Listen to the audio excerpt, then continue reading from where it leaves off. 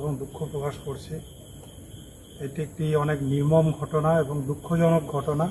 যে দুঃখজনক ঘটনা আমাদের সমস্ত রাজ্যবাসী নয়, ভারতবাসী এবং সমস্ত পৃথিবী তো নাড়া দিয়ে রেখেছে যে এত নৃশংসভাবে মানুষকে তো মানুষ বলা যাবে না, পশুও বলা যাবে না। তো এরা কী ধরনের প্রাণী সেটা আমার জানা নেই, আমি ভাষা প্রকাশ করতে পারবো না।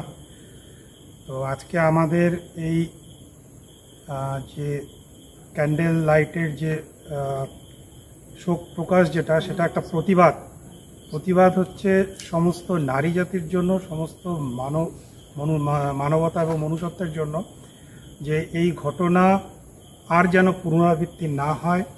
এত নৃশংসতা, এত নির্মমতার শিকার এই রাজ্য কেন, গোটা ভারতবর্ষে, গোটা পৃথিবীতে কোনো নারীকে বা মহিলাকে যেন ভোগ করতে না হয়।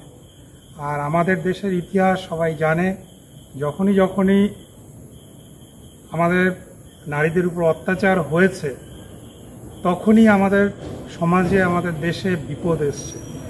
তো এই যে নৃশংস ঘটনা, এই ঘটনা আমরা সবার মতন অমৃত আলমের পক্ষ থেকে নিন্দা করছি এবং শোক প্রকাশ করছি, এবং এই ঘটনা যাতে আর কোনোদিনও রিপিট না হয় এবং এই ঘটনা যাতে পৃথিবীর বুক থেকে মুছে যায় এবং সমস্ত অপরাধীদের এমনভাবে শাস্তি প্রদান করা হয় যে শাস্তিটা বাকি যাদের মধ্যে সুপ্ত হয়ে লুকিয়ে আছে এই অপরাধ বোধ রিপিট করার বা ভবিষ্যতে করার, সেটা যেন তারা নিজেদের ভেতরেই মেরে ফেলে।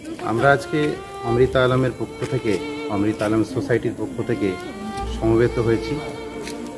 গোটা পৃথিবী আজ গর্জে উঠেছে এমন একটা ঘটনা নিয়ে, যে ঘটনা লাস্ট 10 দিন থেকে চলছে। আমরা তার এখনো পর্যন্ত জাস্টিস পাইনি।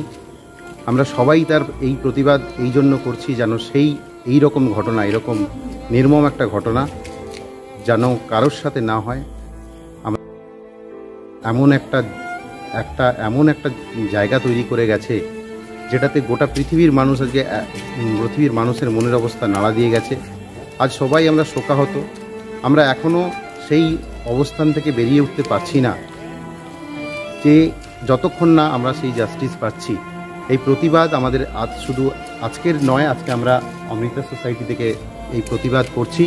এই প্রতিবাদ চলছে সারা দেশে, এই প্রতিবাদ চলছে সারা পৃথিবীতে, এবং আগামী যতদিন পর্যন্ত এর জাস্টিস না আমরা পাবো, আমাদের প্রতিবাদ চলতে থাকবে। আমরা কোনোদিন এরকম ঘটনার পুনরাবৃত্তি না হয় সেই জন্য এই প্রতিবাদ আমাদের চলতে থাকবে। আপনার নাম? আমার নাম রাজু রাউত। আমি অমৃতা আলম সোসাইটির একজন মেম্বার, আমি একজন ফ্ল্যাট ওনার। থ্যাংক ইউ, ধন্যবাদ।